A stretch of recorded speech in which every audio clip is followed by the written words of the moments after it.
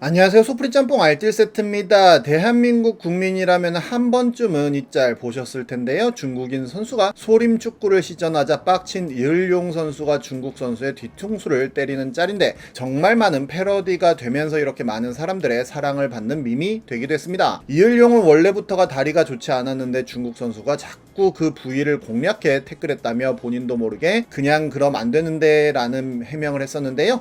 이을용은 경기가 끝난 뒤 바로 중국 선수에게 사과했고 이 일로 1,000,000원의 벌금도 납부했다고 하네요. 김준호는 아는 형님에서 돼지국밥을 먹다가 일어난 일에 대한 이야기를 했는데요. 술에 취한 사람이 너무 반가운 나머지 돼지국밥 먹고 있는 김준호의 뒤통수를 광태했다고 합니다. 심지어 얼굴이 돼지국밥에 풍덩할 정도로 세게 때렸다고 하는데요. 얼굴을 들자마자 머리엔 5만 가지 생각이 스쳐 지나갔다고 하는데 그때 내가 한 말은? 이라고 사람들에게 물어보자 김영철이 젖었자냐 라고 대답합니다. 그런데 젖었자냐는 정답이라고 하는데요. 국밥에 입수 당시 싸울까 라고 고민했었지만 꾹 참고 젖었자냐 라고 한마디 했다고 하네요. 참아야 하는 본인 직업이 너무 슬펐다고도 하며 어쩔 수 없이 웃음으로 넘겼었다고 합니다. 이번엔 이렇게 레전드가 된 뒤통수 썰들을 모아봤습니다. 그럼 한번 볼까요? 첫 번째는 믿었던 남자친구에게 뒤통수 제대로 맞은 썰입니다. 2012년 네이트 판에 올라왔던 글인데요. 대학교 4학년인 2010년부터 4살 연상인 전 남친을 2년 좀 넘게 만났다고 합니다. 본인이 더 이전에 만났던 사람이랑 바람 때문에 헤어져서 사귀기 시작할 때부터 바람은 피지 말아달라고 했다는데요. 다른 여자 생기면 차라리 헤어지자 해달라고 바람 피는 것 빼고는 다 이해해 줄 수 있다고 했다고 합니다. 1년쯤까지 거의 맨날 붙어 다니다시피 하고 그 사람 서울이며 부산이며 회사 면접 보러 다닐 때도 같이 따라다녔다고 합니다. 처음에 취업되고 다른 지방으로 가서도 거의 매주 글쓴이가 있는 곳으로 왔고 가끔 싸우긴 해도 그 사람이 먼저 사과해주고 같이 풀고 그랬다고 합니다. 그렇게 올해 초까진 아무 문제 없었다고 하는데요. 그런데 남친의 회사 부서가 수도권으로 옮기면서 글쓴이가 있는 고향과는 조금 더 멀어졌다고 합니다. 글쓴이가 자주 못 본다고 외로움을 탈 성격도 아니고 그 사람도 일할 게 많고 바빠서 주말마다 못 내려와도 상관없었다는데요. 근데 4월인가 5월부터 회사 일이 너무 바빠서 2-3주씩 못 올 때도 있었고 5월엔 한 번도 못 봤다고 합니다. 그렇게 못 만나도 연락 너무 잘해주고 마치면 전화하고 출근할 때 전화하고 잘했다고 하는데요. 근데 오늘 메일 확인을 하다가 그 사람 이름으로 페이스북 친구 요청이 들어와 있었고 글쓴이나 남친이나 페북 거의 안 한다고 했기에 놀랐다고 합니다. 그렇게 들어가 봤더니 여자랑 놀러간 사진 그 여자가 쓴 댓글이 있었다고 하는데요. 보고 싶었다는 글이었다고 합니다. 이것만으론 확신할 수 없으니까 확실히 말해달라고 전화를 했다고 하는데요. 남친은 자기는 페북 자체도 안 하고 모를 뿐더러 몰래 하는 거라면 너한테 친구 신청은 왜 했겠냐며 잡아댔다고 합니다. 결국 그냥 그 여자한테 혹시 그 사람이 남친이냐고 쪽지로 물어보니 맞다고 했다는데요. 같이 찍은 사진까지 보여줬다고 합니다. 말하는 거 보니 그 여자도 여자친구 있는지 모르는 것 같아서 그냥 다 말했다고 합니다. 심지어 어제도 글쓴이에게 동료랑 사우나 간다더니 연락 안 된 3시간 동안 연극 보고 왔었다고 합니다. 참 희한하게 어떻게 그게 글쓴이에게 친추가 왔는지 남친도 모르고 된 건지 당황했겠다라고 하는데요. 알고 보니 글쓴이는 갤럭시 커플 요금제 쓰고 있는데 페북은 아이폰이라고 뜨는 거 보니 폰이 2개였나 보다며 정말 무섭다며 이제는 정말 사람이 무서워지려고 한다고 합니다. 자격증 공부하고 있어서 2달 후면 시험도 쳐야 하는데 한동안 공부도 손에 안 잡힐 것 같다며 답답하고 슬프다며 본인 마음에 이렇게 대못을 박은 사람 언젠간 벌 받겠죠 라고 마무리를 했는데요. 벌 받을 거라며 진짜 다 벌 받더라며 시간이 걸릴 뿐이라는 댓글이 배플을 하기도 했는데 지금쯤 벌 받았을지 않을까 싶긴 합니다. 다음은 웨딩 촬영 뒤통수 커플 썰입니다. 2017년 네이트 판에 올라왔던 글인데요. 친구 웨딩 촬영을 도우미로 따라가게 되었는데 정말 둘도 없는 친구 사이라 당연하다는 듯이 같이 같이 갔다고 합니다. 웨딩 촬영을 따라가는 건 처음이라 밤잠도 설치고 아침에 서둘러 마실 거리 커피, 생수, 비타 음료랑 당 떨어질 때 먹을 수 있게 초콜릿, 카라멜 등 한 보따리 사서 챙겨갔다고 합니다. 아침 10시 출발이라 본인도 아침밥 못 먹고 친구 커플도 아침부터 정신 없을 것 같아 차에서 간단히 먹을 것도 준비했다고 하는데요. 친구 부부 촬영 준비하는 것부터 촬영 내내 옆에서 짐 들어주고 보조 배터리까지 챙겨가서 계속 사진 찍어줬다고 합니다. 촬영은 1, 2부로 나뉘어져 있는데 1부 끝나고 1시간 반 정도 쉬는 시간이 있었다는데요. 근데 친구네 부부가 촬영 간식을 따로 준비하지 않아서 글쓴이가 준비한 먹을거리로 미용 실장님들, 헬퍼 이모님들과 작가분 챙겨드리고 글쓴이네도 틈틈이 먹어서 잘 준비했다 하고 내심 뿌듯했다고 합니다. 촬영 내내 작가님께서 친구 오늘 고생 너무 많이 한다고 비싸고 맛있는 거 사줘야 한다고 친구 부부에게 귀에 딱지가 앉을 정도로 계속 얘기해줬다고 하는데요. 친구 부부는 소고기 사주겠다며 어디가 맛있겠다며 하하호호 얘기했다고 합니다. 그렇게 촬영은 저녁 8시가 되어서나 끝났고 차에 타고 글쓴이는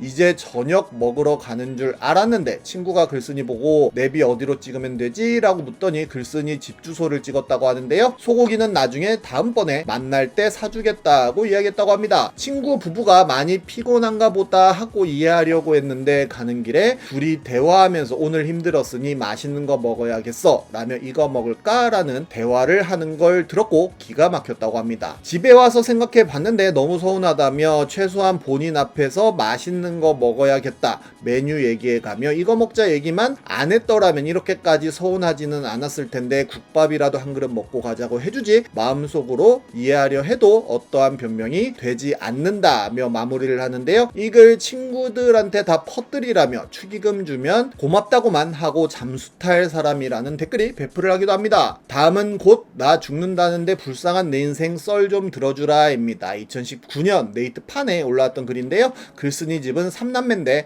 글쓴이와 남동생 둘이라고 합니다. 글쓴이가 초등학생 때 아빠가 두 집 살림한 거 들통나서 집 나가고 중3 때 엄마도 한밤중에 글쓴이네 버리고 도망쳐서 셋 다 하루아침에 고아가 됐다고 하는데요. 결국 장녀인 글쓴이는 1학년 때 고등학교 자퇴를 했고 온갖 알바를 다 뛰면서 동생들 뒷바라지를 했다고 합니다. 고1 1학기 때 잠깐 친해진 친구들이 글쓴이 사정 알고 하교하고 맨날 글쓴이 알바하는 곳 찾아와서 밥 먹고 장난치고 했다는데요. 그땐 그거라도 참 고마웠는데 글쓴이는 더러운 앞치마 입고 걔네는 예쁜 교복 입고 있는 거 보니까 현타 왔다고 합니다. 그렇게 일주일 동안 풀로 안 쉬고 쓰리잡 뛰면서 보증금 150에 월세 20짜리 반지하 단칸방에 들어갔다는데요. 동생들은 앉은뱅이 짱구 책상 하나로 둘이 앉아서 공부하고 글쓴이는 새벽에 애들 자고 있으면 조용히 집에 들어와서 씻지도 않고 기절하듯이 뻗었다고 합니다. 죽기 살기로 알바 뛰니까 고딩도 월에 250 플러스 알파는 벌었다고 하는데요. 아저씨들이 반주 때리는 식당에서 주로 일했어서 그런지 딸처럼 여긴 손님들이 팁도 챙겨주고 해서 꽤 쏠쏠했는데 해물탕 집에서 서빙하다가 어떤 술 취한 아저씨가 휴지 꺼내는 척하면서 엉덩이 슬쩍 만질 때 진짜 죽고 싶었다고도 합니다. 그런 짓을 8년째 이어갔고 잠도 못 자고 계속 서빙만 하니까 몸이 많이 망가지긴 했어도 월세, 관리비, 식비 그리고 동생들 대학 보낼 돈도 모아야 되니까 더러운 짓 당해도 쉽게 그만두겠다고 말도 못했다는데요. 그런데 둘째가 고3 2학기 막바지에 전교 5등 하던 놈이 수시 원서도 안 넣고 취직하겠다고 말하는데 가슴이 철렁 내려앉았다고 합니다. 그날 너무 화가 나고 어이가 없어서 혼내듯이 말하니까 누나가 자기 때문에 새벽까지 일하는 걸 보는 게 너무 힘들었다고 자기도 빨리 일하고 싶다고 하여 그날 서로 고개도 못 들고 그 자리에서 펑펑 울었다고도 하는데요. 그래도 뒤늦게 정신 차리고 원서 넣어서 인서울권에 당당히 합격했다고 하네요. 그런데 막내가 좀 문제였는데 애가 공부를 해도 성적이 잘 안 나오니까 점점 삐뚤어지더니 담배 피고 질 안 좋은 애들이랑 어울려 다녔다고 하는데요. 말을 원체 안 듣다가 고2 올라갈 때 갑자기 정신을 차렸는지 학원을 끊어달라고 했고 고맙게도 둘째가 방학 때마다 틈틈이 알바해서 좀 보태줬고 그러다 결국 뒤늦게 공부한 거 치고 성적 잘 나와서 막내도 자기가 가고 싶었던 학과에 합격했다고 합니다. 합니다. 동생들 대학 간 거 보니까 갑자기 글쓴이도 학구열 뽐뿌와서 공부하고 싶다는 생각이 들었다는데요. 검정고시 봐서 고졸 타이틀이라도 따볼까 생각이 들어서 알바 하나 줄이고 새벽까지 검고 준비를 했는데 결국 검정고시 합격을 했다고 합니다. 그런데 여느 때처럼 알바 끝나고 집으로 돌아가는 길에 못 걸을 정도로 옆구리가 엄청 아팠다는데요. 혹시나 몰라서 다음날에 병원에 갔는데 췌장암 판정을 받았다고 합니다. 본인도 처음엔 믿기지가 않았다며 글쓴이 소원은 동생들 잘 키워서 대학 보내고 취직하고 장가가고 하는 거 보는 거였다는데요. 의사가 짧으면 4개월 길면 1년 조금 넘게 살 수 있다고 했다며 지금 동생들은 모른다고 합니다. 암 판정받고 2달 정도 흘렀는데 살이 8kg가 빠졌다며 어제는 밤중에 쓰러져서 하루 종일 코피만 흐르고 진짜 점점 죽음이 다가오는 게 실감이 난다는데요. 동생들한테 빨리 지금 내 상황을 말해야 할지 아니면 그냥 조용히 유서만 남기고 떠날지 고민이라며 그동안 모은 돈으로 나를 위한 마지막 선물로 혼자 조용히 제주도라도 다녀올까 생각 중이라고 합니다. 죽기 싫다며 너무 살고 싶다며 도저히 어떻게 해야 할지를 몰라서 맨날 쳐울기만 하고 있다고 하는데요. 그래도 한 가지 뿌듯한 건 동생들 잘 키운 거라며 내가 이거 하려고 태어났구나 싶기도 하다며 본인이 세상을 떠나더라도 동생들 건강하게 잘 살아가면 그나마 편히 눈 감을 수 있을 것 같다면서 남친도 없고 아무것도 없는 본인이지만 그래도 그거 하나만큼은 스스로가 자랑스럽다고 합니다. 답답한 걸 어디 풀 데도 없어서 여기다 풀어놓는다며 이런 얘기 털어놓을 친구도 없다며 긴 글 읽어줘서 고맙고 너희들은 건강하고 꼭 행복해야 한다며 마무리를 합니다. 근데 방금 읽으신 이야기는 우리에게 남은 시간 46일이라는 책 내용이라며 해당 책의 광고글이었는데요. 과연 혜인에게도 기적이 찾아올지 쇼핑으로 연결된 쿠팡 링크로 구매하실 수 있습니다. 많은 구매 부탁드립니다. 지금까지 속풀이 짬뽕 알뜰 세트였습니다.